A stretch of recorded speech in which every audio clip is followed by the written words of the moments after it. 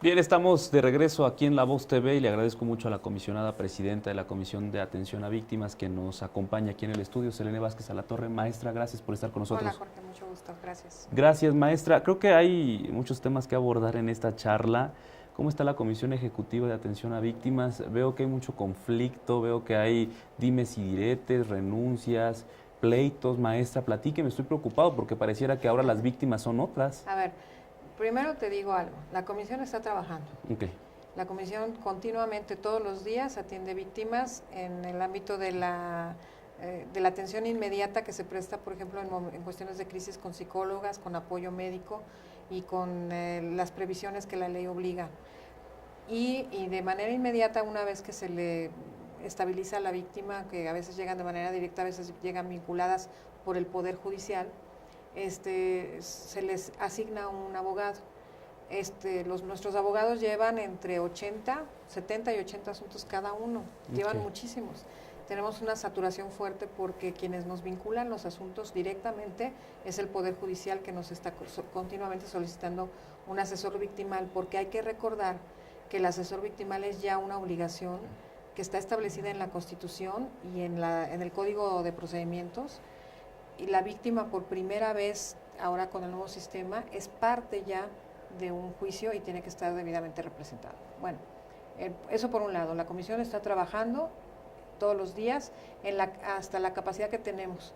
A veces me siento un poquito desbordada porque creo que nos sigue faltando un poco de personal, un poco de presupuesto para contratar personal, y también porque no hemos tenido fondos suficientes para las reparaciones del daño, porque la ley prevé la constitución de fideicomiso, ya lo constituimos, fue todo un logro porque se hizo en un relativo corto tiempo, pero nunca ha habido una asignación presupuestal para ese fideicomiso.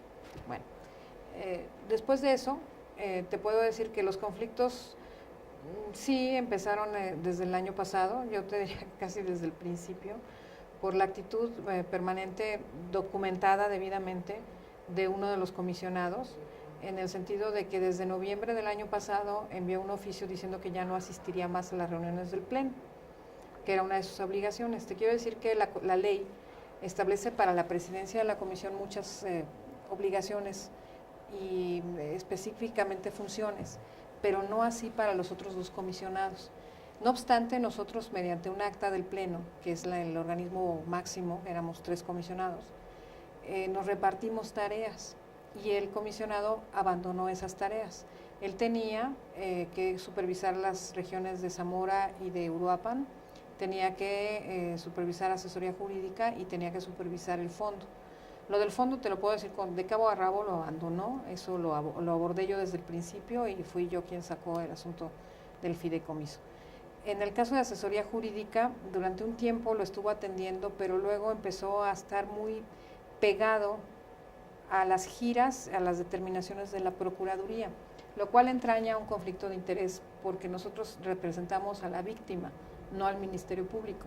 Y aunque la ley establece y la Constitución dice que somos coadyuvantes del Ministerio Público, en algunas ocasiones nos tenemos que oponer a lo que el Ministerio Público hace si consideramos que es en detrimento de la víctima que nosotros defendemos. De manera que pues su cercanía con la Procuraduría empezó a ser un poquito preocupante.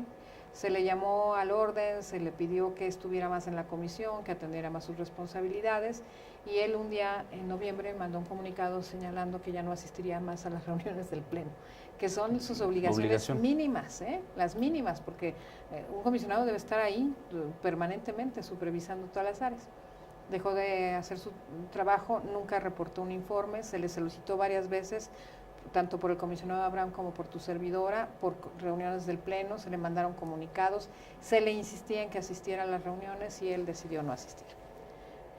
Después de un tiempo y después de hacer unas consultas a Contraloría y a la Auditoría Superior de Michoacán, oficios que tengo en la mano, y también a la Dirección de Recursos Humanos, porque nosotros fuimos electos por el Congreso, pero somos parte del Ejecutivo y nos tenemos que atener al Ejecutivo, nos paga el gobierno del Estado. Entonces, habiendo hecho las consultas, me dijeron, si tú no reportas la falta de esta persona, la que incurre en falta eres tú, porque tú estás obligado a reportar cualquier cosa que esté irregular, ¿no? Incluso tengo un oficio de la Dirección de Recursos Humanos en donde me dicen que lo despida. ¿Y podrías hacerlo? ¿Tenías las facultades para hacerlo? Ese es el punto, que como somos un híbrido y somos electos por el Congreso, pues yo tenía que primero preguntarle a quien nos eligió lo que a su juicio debería proceder. Y eso hice. Lo mandé en junio, el 13 de junio, solicité al Congreso diera su opinión. Fíjate bien lo que estoy diciendo, porque además yo tengo muy claro lo que pedí. Yo no pedí un juicio político en contra de Salvador Ceja. Pedí que el Congreso determinara si era juicio político, juicio de procedencia o una falta administrativa o lo que tuviera que resolver. El Congreso resolvió, dijo que era materia de la Contraloría e incluso ellos mismos de manera directa remiten el asunto a Contraloría para que Contraloría entre en materia y conozca del problema. El asunto que sí no preveía yo es que más o menos en los mismos días, una semana después de que presentamos este documento al Congreso, incluso antes de que el Congreso le diera entrada legal en una sesión, renunció el comisionado Abraham Montes. Y eso dejó en una debilidad institucional a la comisión, porque entre los dos, entre Abraham Montes y tu servidora, habíamos estado resolviendo las cosas. El Pleno está constituido por 3 comisionados, con 2 hay mayoría, con 1 ya no hay mayoría de nada, ¿no? Pero con Abraham estábamos trabajando y como el otro comisionado abierta y hasta por escrito había dicho que no iba a asistir, pues teníamos un problema. Yo le pedí al comisionado Abraham que si tenía algún problema que él esgrimía que era de salud, pues tomara unas vacaciones o tomara un periodo de descanso, pero que no se retirara. Pero él tomó su decisión y pues se quedó así. De manera que al mismo tiempo iban corriendo otros tiempos, los tiempos legislativos. Hay una tendencia nacional, Jorge, y esto hay que señalarlo, que no es un asunto que yo quiera o que está promoviendo alguien en particular, para que los órganos colegiados de Comisión de Víctimas desaparezcan como tales y que sean unipersonales. De hecho, hubo una reforma a la ley general del 3 de enero para que se hiciera la armonización de todos los estados. Esto ha venido ocurriendo en todos los estados, ya ocurrió en San Luis, ya ocurrió en Guerrero, ha estado ocurriendo en varios lugares. Y había incluso ya una iniciativa del diputado Raimundo Arreola, y acaba de entrar al Congreso la iniciativa de reforma que manda el gobernador del estado para armonizar la ley con la ley general, en la que proponen que ya nada más sea un comisionado. Aquí se revolvieron los temas porque el comisionado que ha decidido faltar a su trabajo acudió a los medios y encontró respuesta en algunos lugares de manera muy desaseada, diría yo, porque nunca me dieron derecho de réplica, para señalar… Que concluya tu periodo. Bueno, que concluye mi periodo, pero además también para hacer una serie de acusaciones bárbaras e irresponsables, razón por la cual tuve que interponer una demanda por la vía civil para que quien acusa está obligado a probar. Entonces, para que el comisionado pruebe su dicho o lave mi honra, porque también el honor es importante, Jorge. Sí, claro.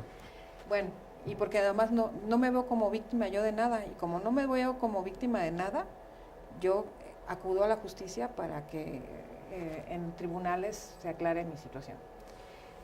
Ese asunto ha creado la imagen de que la comisión puede estar en una crisis de trabajo, y la verdad es que el trabajo ha seguido. El pleito es, por decirlo así, está entre los comisionados. El pleito está con el comisionado que sigue sin asistir. En una semana y media en que yo me fui, tomó una estrategia. Me fui de vacaciones y me fui a hacer un examen de grado, y cuando regresé me encuentro con que ha estado propagando la idea, incluso ya llevó un escrito a Contraloría y ya llevó un escrito al Congreso, en donde señala que mi periodo termina el 7 de agosto. Lo que me llama mucho la atención es que lo haga ante el Congreso del Estado, porque es el órgano que nos eligió, nombró, y que ahora quiere sorprender, de verdad con muy poca ética, al Congreso, desmintiendo el propio informe, el decreto 540 con el que nombran a los comisionados. A nosotros nos nombraron efectivamente el 7 de agosto del 2015, pero decía con toda claridad en los transitorios que el Ejecutivo tenía que crear la unidad programática. presupuestal que tenía que dar de alta y que la presidencia del Congreso, de la comisión, tendría que informar al Congreso cuándo exactamente habían empezado nuestras labores. Y eso ocurrió el 1 de octubre, y que a partir de que empezaron nuestras labores empezaba a correr el término, el periodo para el que habíamos sido electos los comisionados. Bien, para concluir, Presidenta, ¿qué sigue? Pues mira, yo diría aclarar que la comisión está a las órdenes de la ciudadanía, que ha estado operando bien, que hemos sido muy felicitados en el orden nacional y interno, incluso creo que hay buena relación con el Poder Judicial, que han visto nuestro esfuerzo, porque a veces corremos mucho, pero cumplimos. Hemos tenido un buen desempeño y que no es, la crisis es ficticia y está siendo creada, y que lamentablemente además de manera muy irresponsable. Y por el otro lado, que estamos a las órdenes. Yo creo que antes del 1 de octubre que se cumpla nuestro periodo, tendremos una nueva ley y habrá nuevas opciones para la comisión. Bien, Presidenta, yo te agradezco mucho que vengas, platiques con nosotros. Creo que a nadie le conviene que una institución, y menos que atiende a este sector que de por sí ya es ha sido revictimizado por la propia autoridad, pues bueno, yo creo que más bien deberíamos apoyar para que la comisión y el fondo de víctimas tengan los recursos suficientes para darle batería. Nosotros somos contraparte de la Defensoría Pública y del Poder Judicial, entonces necesitamos más apoyo, más bien. Presidenta, muchas gracias. Te agradezco mucho, Jorge, estamos a la orden. Bien, de esta forma llegamos a la parte final de este espacio. Agradecerle como siempre el favor de su atención. Le invitamos para que el lunes nos acompañe en una emisión más de La Voz TV. Mi nombre es Jorge Manso y a nombre de quienes hacen posible este esfuerzo informativo, desearle una excelente noche. Usted ya está bien informado.